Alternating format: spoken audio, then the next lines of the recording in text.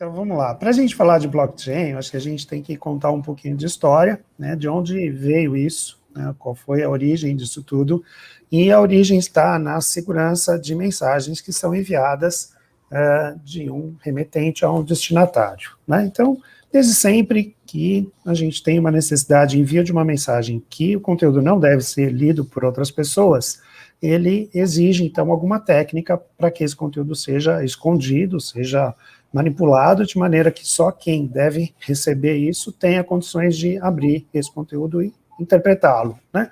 Então, lá nos antepassados nossos, aí lá na antiguidade, né, já se usava alguma técnica de criptografia. Então, a primeira palavra-chave é criptografia. O que se fazia, então, era mesclar as palavras, as letras das palavras, misturando de acordo com alguma regra, para que a pessoa, quando recebesse, pudesse aplicar a regra ao contrário e ter, então, a mensagem aberta, né? Então, a gente poderia, então, usar uma regra simples, como, por exemplo, pega uma letra do alfabeto e troca ela para 3 letras adiante. Então, o que seria A, B, C, D, vira D. Aquilo que era B, C, D, E, vira E. E a gente faz a mensagem e depois lá a outra pessoa, quando vai abrir a mensagem, faz ao contrário, 3 letras a menos. Então, quando recebe um E, tira D, C, B. Aí sabe que é o B. E assim vai fazendo a transcrição da mensagem. Isso servia para quê? Se eu sou lá um general, quero fazer um ataque, minha força do exército está lá no campo, eu quero saber, ordenar um ataque, alguma estratégia, alguma coisa assim, e eu tinha que mandar um mensageiro. Essa mensagem não tinha nenhuma tecnologia para fazer ela chegar de um canto ao outro, não é mesmo? Então ia lá o mensageiro montado no cavalo e chegava lá e entregava a mensagem para o general lá no campo de batalha. Bem, se esse mensageiro fosse interceptado no meio do caminho, o que ia acontecer? E a mensagem fosse aberta, de repente o inimigo ia saber qual era o plano, ia frustrar aí os planos de ataque. Então, por isso a mensagem era cifrada, né? Então, a criptografia, ela vai cifrar a mensagem para que ela fique inacessível para todas as pessoas, exceto para aquelas que conhecem o código, para fazer ao contrário a aplicação do código e conseguir abrir, então, a mensagem, né? Bom, isso veio evoluindo ao longo dos tempos, os sistemas de criptografia foram ficando mais sofisticados, né? E a gente tem aí um episódio na Segunda Guerra Mundial que os alemães e os aliados alemães, né, desenvolveram uma máquina. Se você puder colocar aquele slide, Carol, que fala um pouquinho da máquina, isso mesmo. A gente tem aí, a máquina ficou conhecida como Enigma, né? Então, na imagem da esquerda ali, a gente vê como é que era essa máquina, basicamente aí uma máquina de escrever, né, com teclado, e ali em cima dá para a gente ver umas rodas dentadas, né, que ali nessa roda dentada tinha o segredo da troca das informações, né. Na imagem ao lado, a gente vê ali o Enigma, é um livro que conta um pouco aí dessa história, dá para ver mais claramente essa roda dentada com as características, e a função dessa máquina, então, era fazer com que a mensagem fosse cifrada e foi muito utilizada de maneira que os aliados, né, Estados Unidos e todos os aliados não conseguiam abrir essas mensagens. Durante muito tempo se tentou abrir essas mensagens, conhecer seu conteúdo, e foi um matemático chamado Alan Turing, que aparece, então, na direita, né, não é o Alan Turing, é um ator, né, foi feito um filme muito bom, chamado O Jogo da Imitação, que retrata exatamente esse momento e a descoberta desse código por meio de um sistema computacional, que esse matemático, Alan Turing, desenvolveu para conseguir, finalmente, desvendar essas mensagens.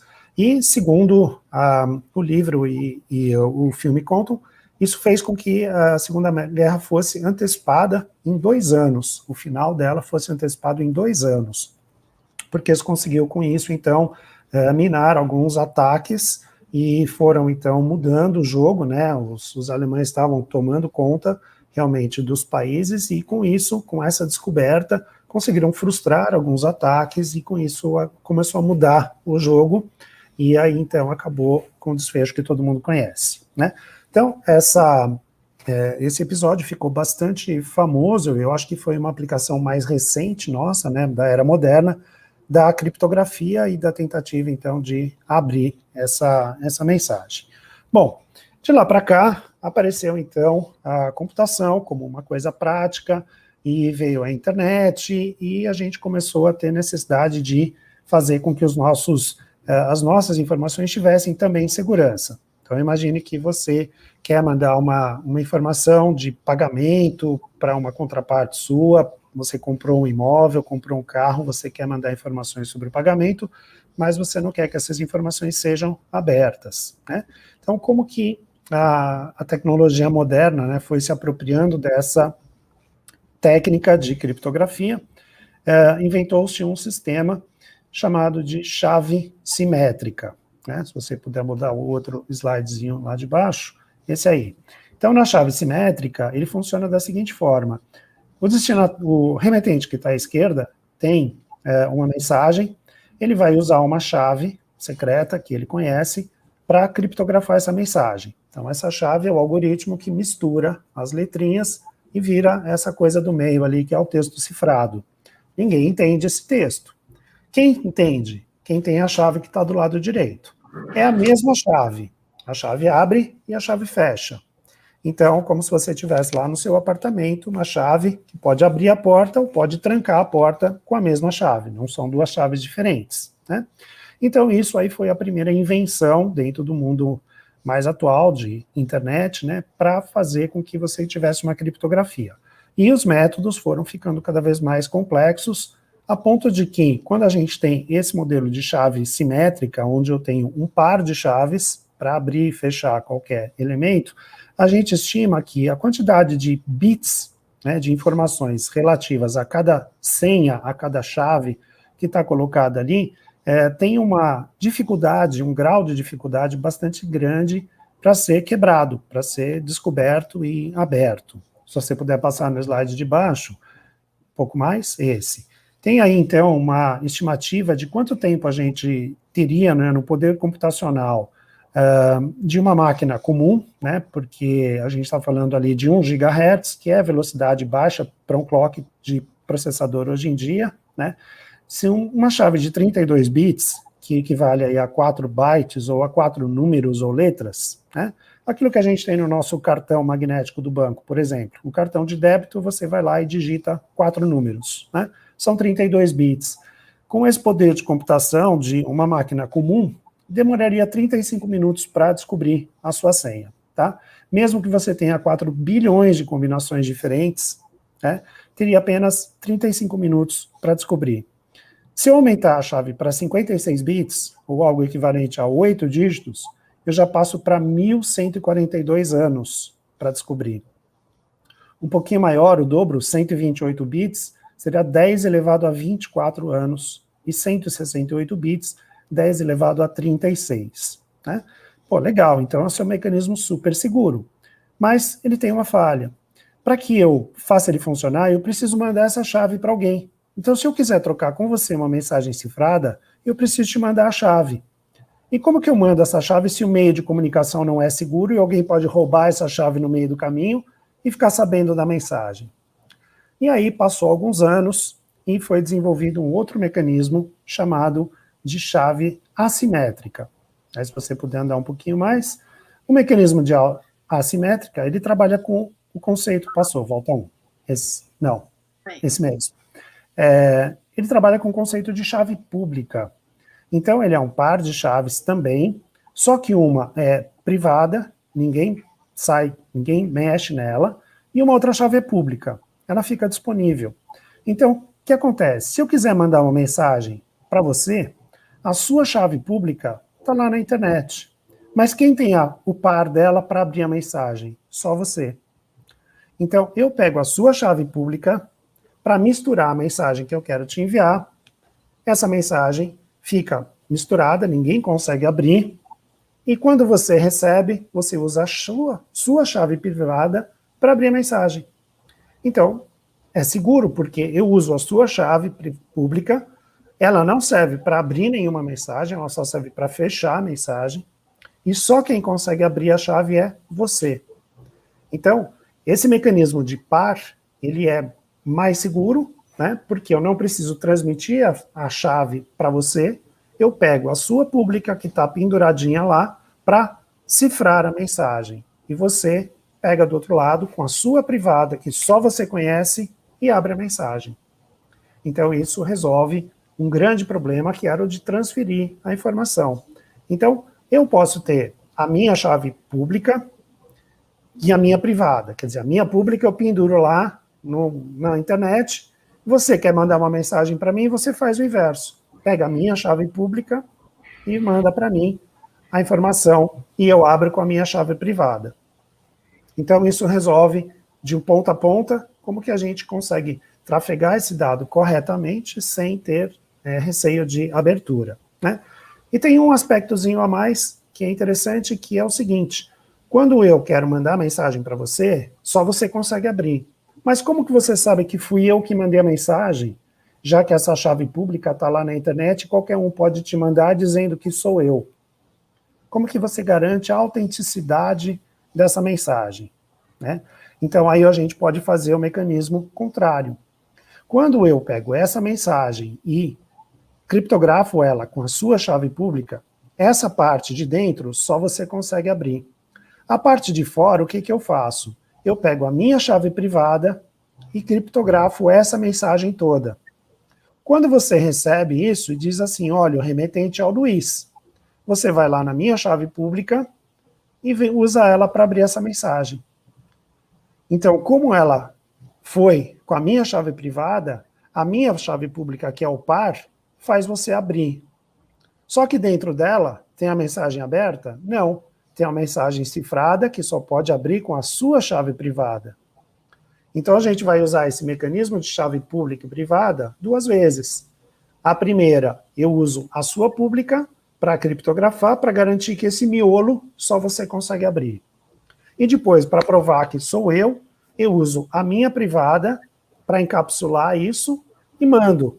Quando você receber, opa, é do Luiz, deixa eu pegar a chave pública do Luiz. Abriu o primeiro pacote. Dentro dele, você tem certeza que fui eu que mandei. Dentro dele tem uma mensagem cifrada, você usa a sua chave privada, que só você tem, e abre a mensagem. Então, isso foi desenvolvido aí no final do século passado, né? Década de 70, 80, e assim falar, a gente... né, no final do século passado.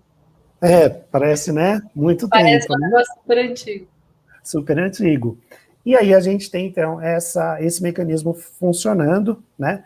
Que usa, então, esse algoritmo de chave pública e chave privada para fazer as mensagens, então, trafegarem por aí com segurança, né? Esses mecanismos matemáticos também ficaram mais sofisticados, né, para fazer ainda ficar mais difícil a troca das mensagens serem abertas, né, para garantir mais a confidencialidade, o sigilo, são conhecidos como funções de hash, tá? Então, são funções de hash que fazem, então, a criptografia desse material, tá? Legal, então, esse é o cenário base para a gente criar o blockchain, né? O blockchain, então, ele apareceu em 2008, pode caminhar um pouquinho mais adiante. Aí, não, acho que pode voltar uma, desculpa. Aqui, o inovação. O Bitcoin, o blockchain, né, apareceram juntos. Então, a primeira moeda eletrônica que a gente ouviu falar, chamada, então, Bitcoin, apareceu junto com o blockchain como um mecanismo de segurança para essa moeda eletrônica, né? Sob o pseudônimo de Satoshi Nakamoto, foi publicado um artigo que mostrava como que era o mecanismo de segurança para fazer, então, essa nova moeda eletrônica. Com esse mecanismo de segurança, que é o blockchain, uma pessoa, por exemplo, não pode alterar uma informação. Eu não posso dizer que eu mandei um Bitcoin para você e você dizer que chegou apenas meio Bitcoin. Eu não posso alterar uma informação que eu tinha 10 Bitcoins na minha carteira para 100 Bitcoins na minha carteira, porque é um mecanismo bastante seguro, tá? E essa é a origem do blockchain, tá? Junto com o Bitcoin, tá? Passa adiante, então, uma página. Essa aí é uma imagem que mostra bem como é o funcionamento do Bitcoin, do blockchain, desculpa. Quando você cria uma transação, essa transação ganha uma coisa de criptografia com uma chave, tá? Para eu fazer essa transação, sair de um remetente e chegar num destinatário, ela vai, então, criptografada e chega no próximo nó da minha cadeia. Quando você, por exemplo, recebe essa informação e vai passar essa informação adiante, ou vai usar essa mesma rede para continuar fazendo alguma operação, essa informação necessariamente tem que ter a minha assinatura anterior. Então, cada vez que eu crio um bloco desses, ele vai usar a assinatura do bloco anterior. Ele vai ter um componente que se refere ao bloco anterior. Então, cada transação de moeda Bitcoin que é feita, ela respeita a existência do bloco anterior. Então, com isso, eu consigo garantir que ninguém vai conseguir alterar a informação do bloco novo, porque ela precisa do bloco anterior. Para eu alterar o novo, eu preciso alterar o anterior. E para alterar o anterior, eu preciso alterar o anterior. E assim por diante, até a origem do primeiro bloco. Só que esses blocos são gerados a cada 10 minutos. Cada 10 minutos eu tenho um bloco novo. Desde 2008, quando nasceu o Bitcoin. Então imagina quantos milhões de blocos eu teria que alterar, quanta complexidade de algoritmo eu teria que descobrir para conseguir desfazer, abrir essas mensagens cifradas, para conseguir alterar uma única informação. Então, essa é a origem do blockchain. É uma série de blocos em cadeia. Então, o blockchain é um agrupamento de dados criptografados e em cada grupo ele é configurado de uma forma que ele tem uma chave do bloco anterior, que tem uma chave do bloco anterior, que tem uma chave do bloco anterior, e aí para a pessoa conseguir entender o que está escrito dentro desse grupo de dados, ela precisaria conseguir ler, né, entrar em todos esses outros blocos e ler todos esses blocos, porém eles são criptografados, é isso? Exatamente. Então, todos os blocos são criptografados, eles têm toda uma tecnologia mais sofisticada de criptografia, e cada bloco que é gerado depende de algo que vem do bloco anterior. Então, ele vai criando uma sequência, essa sequência sempre depende de um anterior. Então, se eu tenho uma operação nova para ser colocada, o que acontece? Ela vai ser tentativa de colocar essa informação, para que ela seja válida, ela precisa da assinatura do bloco anterior. E o legal do blockchain é que esse mecanismo de controle não é centralizado. Então, quando a gente imagina isso tudo funcionando, a gente pergunta, tá bom, mas onde isso está funcionando? Quem é que organiza tudo isso? Qual é o servidor no mundo que está fazendo isso? É uma máquina de uma empresa, de um governo? O que é que faz isso? E aí a grande mágica do blockchain, ele é descentralizado. Existem milhões de máquinas no mundo fazendo a validação e a criação desses blocos. Só que a sequência é única. Todos eles têm uma cópia da sequência original. Então, para eu gerar um novo, eu preciso fazer com que a minha informação seja validada por 50% da minha rede. Na verdade, 50 mais 1. Ok? Então, para que ele funcione, 50% da rede que participa disso tudo tem que dizer, ok, seu bloco é válido. Então, isso garante que qualquer problema que eu tiver com uma ou outra máquina não vai afetar a rede. Esse, na verdade, é o mesmo princípio que está por trás da internet. A internet nasceu de forma descentralizada para evitar ataques que pudessem deixar um servidor específico fora de ação. Então, cai um servidor, muda a rota automaticamente e você chega no destino da mesma maneira. A internet é uma malha que permite esse tipo de coisa. O blockchain utiliza mais ou menos essa mesma ideia. Você tem, então, uma malha formada por uma rede muito grande de servidores que fazem esse trabalho de organização. Então, eles estão fazendo esse trabalho todo de criar os novos blocos, validando as informações sempre com base nas anteriores. Então, essa é uma grande vantagem do Bitcoin. Ele se torna muito seguro, porque o mecanismo de criptografia é sofisticado. Ele se torna seguro porque eu tenho uma cópia de um livro-razão que é único na rede inteira. E ele se torna seguro porque eu tenho uma capacidade de continuar operando muito grande, mesmo se houver falhas em um ou outro caminho ou pedaço dessa grande rede.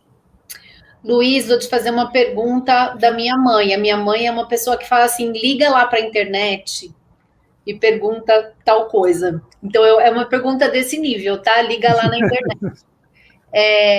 Eu entendo que ele está descentralizado como a internet, mas onde isso é programado? É uma linguagem? Onde essa informação é um sistema? Como é que a gente acessa isso? Tá. Você já deve ter ouvido falar em mineração de Bitcoin. Sim. Né? Então, as pessoas montam, então, as suas máquinas, né, para minerar Bitcoin. Então, esse material todo é aberto, é público, né? Você consegue saber tudo como funciona. Você só não consegue ir lá e alterar alguma coisa, mas você consegue saber como funciona. E aí, uma coisa bacana que esse grupo, esse Satoshi, supostamente essa pessoa, ninguém sabe se ele existe, tá? Pode ter um pseudônimo que foi criado para lançar essa moeda e esse conceito do blockchain, tá? O Satoshi. E, então, esse material todo é aberto e eu posso montar na minha casa, você pode montar na sua, uma máquina e configurar ela para fazer, então, a tal da mineração. E no que consiste isso? Quando eu falo que essa rede é descentralizada e que as operações são validadas para que elas sejam, então, incorporadas num bloco novo, essa validação pode ser feita pela minha máquina, pela sua máquina. Porque essa máquina, entrando nessa rede, ela passa a ajudar essa rede. E cada vez que a minha máquina consegue dar uma resposta positiva para validar um bloco desse, eu ganho uma recompensa. E essa recompensa é exatamente a mineração de Bitcoin. E isso acontece dentro de um software, num site? Isso acontece em um software, né? E eu, quando eu instalo isso, quando eu configuro o meu sistema para fazer isso, eu me conecto a essa rede e fico disponível para a rede. Quando há a colocação de um bloco novo, ali a cada 10 minutos, essa rede vai perguntar para todos os servidores quem pode ajudar a validar esse bloco. Ou seja, aplicar os mecanismos, os algoritmos de criptografia para fazer a validação desse bloco. E aí eu posso dizer, ok, eu estou afim. E aí eu corro, né, numa disputa junto com outros que vão tentar fazer a mesma coisa. Lembra que eu falei, 50% deles tem que validar. 50 então, mais, né? Se eu tiver nesse 50 mais 1, eu sou remunerado. A rede me remunera. De que forma? Ela me dá uma fraçãozinha de moeda, de Bitcoin no caso. Quanto que está um Bitcoin, Luiz? Olha, é difícil a gente falar de Bitcoin porque ele muda a toda hora. E esses dias, né, não só o Bitcoin, mas todas as criptomoedas estão sofrendo uma variação muito grande, tá? Em média, hoje, as criptomoedas estavam com queda de 20%, sendo que o Bitcoin já estava batendo mais de 50% de queda, tá? Então, qualquer coisa que a gente falar pode ser ruim, porque não reflete a realidade, né? Então, assim, a gente até pode combinar da semana que vem a gente falar especificamente sobre criptomoedas. O Bitcoin. Você sabe que meu filho tem 11 anos. Todas as vezes que a gente pergunta o que você quer pra gente, ele fala um Bitcoin. É só um, me dá só um. Só um, né? Tá certo. Algo aí na faixa de uns 12 mil reais ou 20 mil reais, né? Pois é. Porque é muito volátil, né? Então, diferente quem tem um Bitcoin, na verdade, tem uma sequência de números, né? Isso. Quem tem um Bitcoin tem uma sequência de números. Essa sequência... Muita fé, né, Luiz? Uma sequência de números acompanhada de muita fé.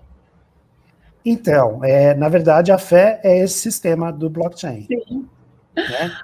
Então, esse sistema garante que esse número te dá o direito a essa moeda, né, você negociar essa moeda no mercado, e porque essa rede é tão segura, todo mundo vai acreditar no seu número, nessa sequência de números que você tem. Se você perder... A situação é como o dollar exchange, quanto mais gente procurando, mais alto, quanto menos... É a mesma lógica, né? Ele mesma lógica. 150%, porque tem mais gente vendendo e trocando isso por o quê? Dinheiro de verdade? Sim, Dinheiro de verdade, quer dizer, esse é de verdade também, né? É um dinheiro digital, vai. Isso. Tem que o dinheiro do banco também é digital, né? Então, se a gente olhar do ponto de vista econômico, né, o que é o dinheiro, né? Você tem uma nota, abre sua carteira, tem uma nota lá. Essa nota te dá direito de trocá-la por bens, né, alimentos, etc. Por quê? Porque quem vai receber acredita naquela nota. Só que essa nota é emitida pelo Banco Central do seu país.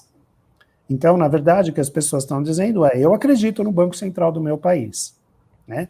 Lá atrás, no século passado e até antes disso, a gente tinha um sistema monetário baseado em ouro. Então, eu tinha um lastro em ouro para emissão de moeda. Então, podia emitir moeda e eu tinha lá no banco guardado, eu, Banco Central, eu, país, tinha uma quantidade de ouro que equivalia àquele monte de dinheiro que eu tinha emitido. Uma garantia, né? Que esse Uma dinheiro garantia. fisicamente ali tinha alguma coisa para ser trocada por ele, né? Exatamente. Mas esse sistema com base em lastro de ouro já não existe mais faz muito tempo. O dinheiro que existe hoje em circulação no mundo, ele é baseado em credibilidade. Só. Então, se você falar que a economia de um país tem 1 trilhão de dólares ou de euros, esse 1 trilhão está baseado na credibilidade desse país. Se houver um governo ruim, se houver uma crise financeira, houver uma guerra nesse país, uma revolução, essa moeda perde imediatamente o seu valor, né? Então ela cai abruptamente o seu valor porque ela não tem essa base como lastro como existia antigamente. E nessa linha, a gente pode imaginar que uma criptomoeda segue a mesma coisa. Foi criado um valor, ele tem, né, o seu valor associado à sua dificuldade de mineração. Quanto mais passa o tempo, mais difícil é você ser remunerado, porque aumenta a concorrência, né? Então você tem menos chances de ser remunerado, portanto, de juntar uma quantidade suficiente para ter alguma coisa que vale a pena, né, na sua mineração, e a partir daí começa a nascer o mercado secundário. Então o mercado primário, que era a emissão do Bitcoin pela mineração, ele vai acabando e começa a nascer um mercado secundário, que troca isso. Então eu quero comprar uma coisa sua, eu te pago em Bitcoin. Então, seu filho, por exemplo, ele quer o Bitcoin porque provavelmente ele joga em alguma plataforma de jogo que já aceita o Bitcoin. Então ele vai comprar créditos no jogo dele usando os Bitcoins que ele está querendo no seu. Antes do Covid, eu ia falar no ano passado, mas foi antes, eu fui na FIAP e eles tinham um ATM lá, um caixa, que aceitava pagamento em Bitcoin. Foi a primeira vez que eu vi. Então, já tem, não vou dizer muitas, mas tem várias transações financeiras que podem ser feitas por Bitcoin, né?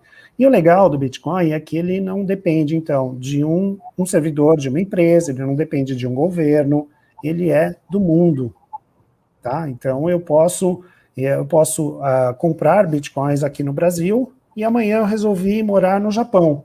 Os meus Bitcoins estão valendo no Japão do mesmo jeito que eles valiam aqui no Brasil. E ele é declarado no imposto de renda? Você declara quantos bitcoins você tem ou é um dinheiro também que não é muito rastreado?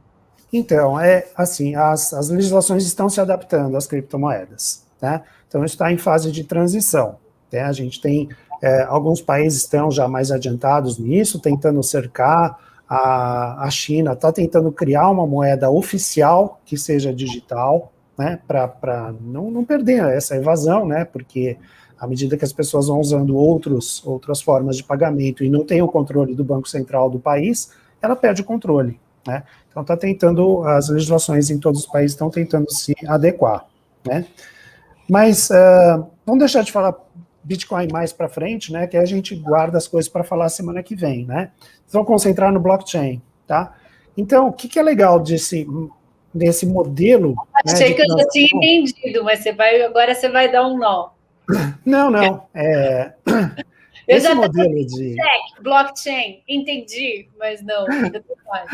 Não, é só isso mesmo.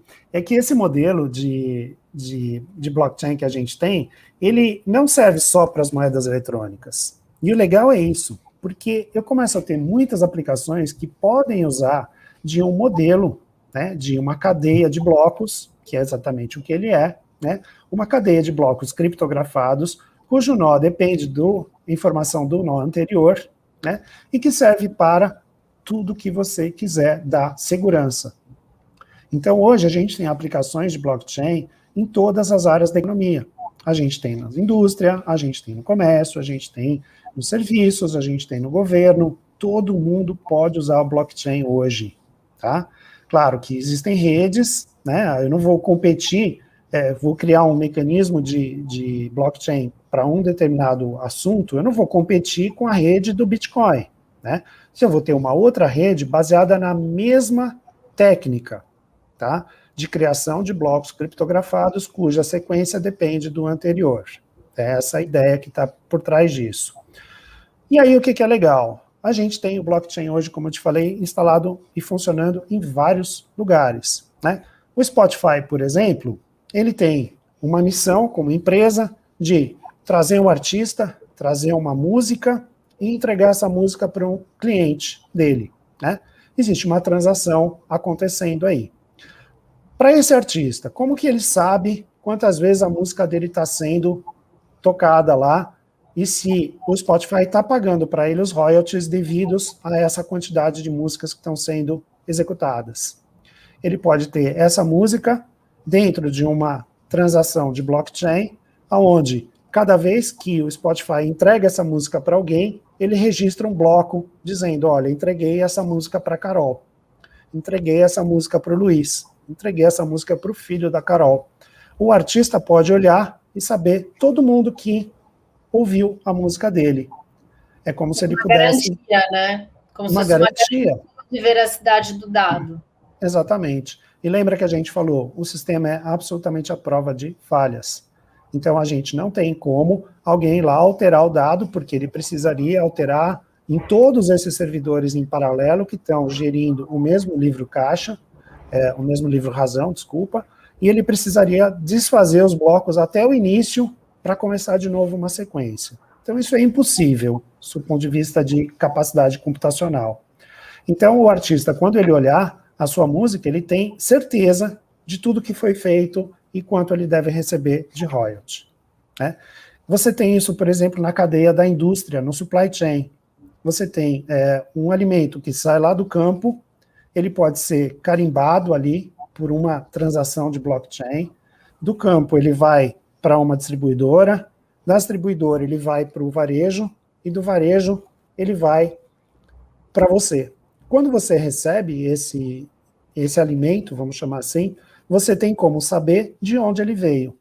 Então, você tem uma ligação do começo ao fim para saber se esse alimento foi produzido numa fazenda que tem certificação ambiental, se ele tem certificação trabalhista, se ele utiliza corretamente agrotóxicos e coisas desse tipo.